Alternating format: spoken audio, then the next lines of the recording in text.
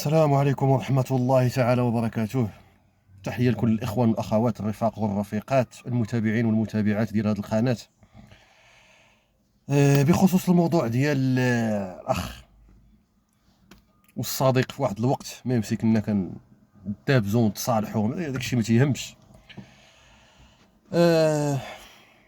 هشام بن وحود أو محمد هشام بن وحود،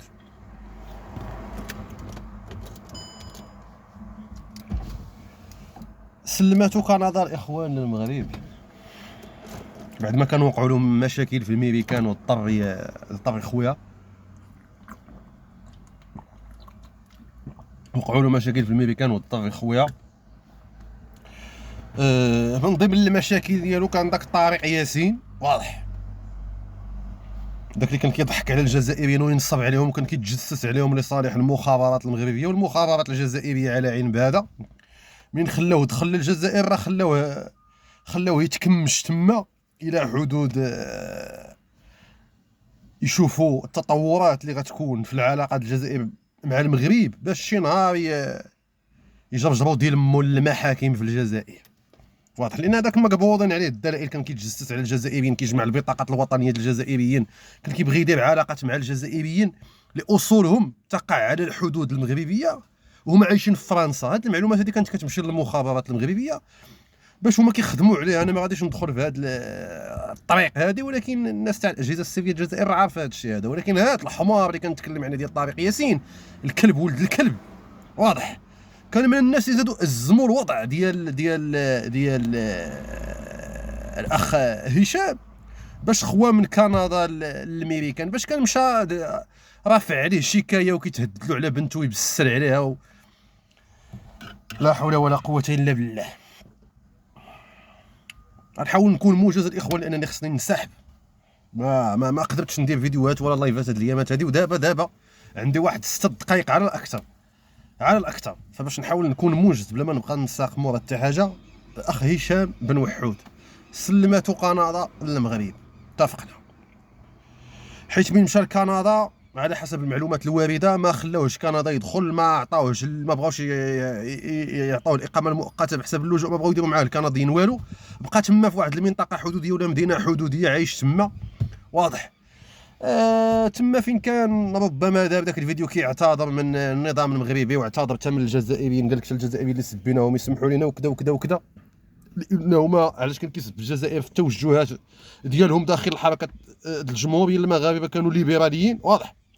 اذا بلا ما ندخلوا في هذا الشيء هذا، ولكن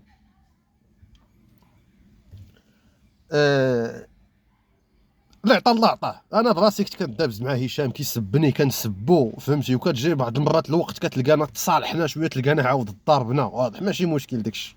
ولكن اليوم المشكل الحاصل، واضح، انه باش تشد واحد الانسان عنده مشكل مع المخزن وانت ككندا وطرح له للمغرب، هذه راه جريمه متكامله الاركان، هذا راه مجزره حقوقيه هذه ارتكبتها كندا.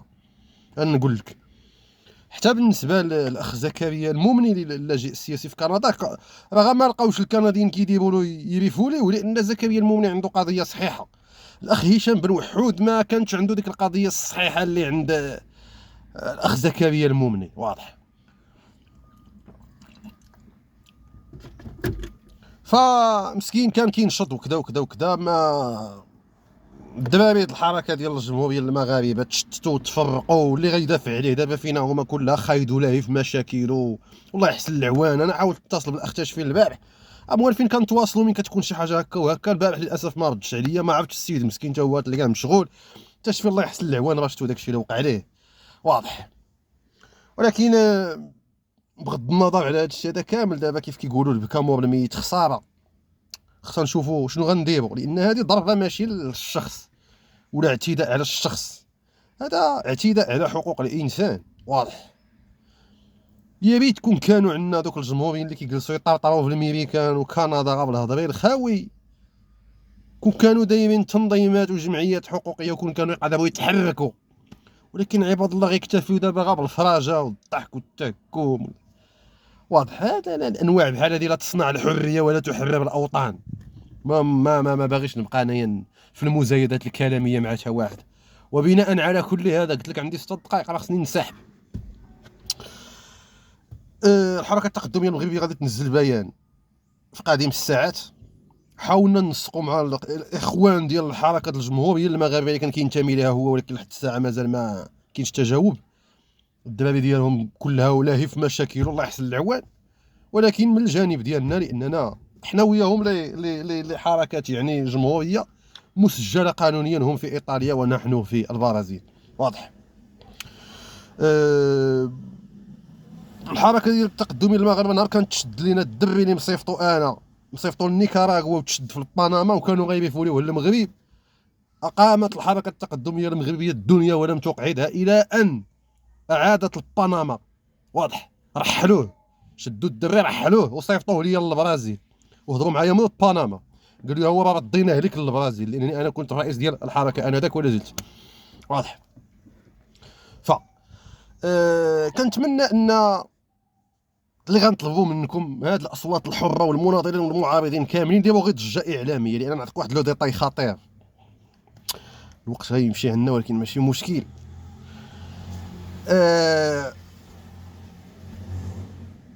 شتي دابا الابن ديالو والاخ ديالو قالوا لشي دراري تاع الحركه ديال الجمهوريه المغاربه انه وصل، جابوه البوليس ديال كندا دايرين له مينوط وسلموه للبوليس ديال المغرب، داروا لهم مغاربه مينوط والاخرين انسحبوا. هادو انسحبوا. عرفتي فين غيديوه تما؟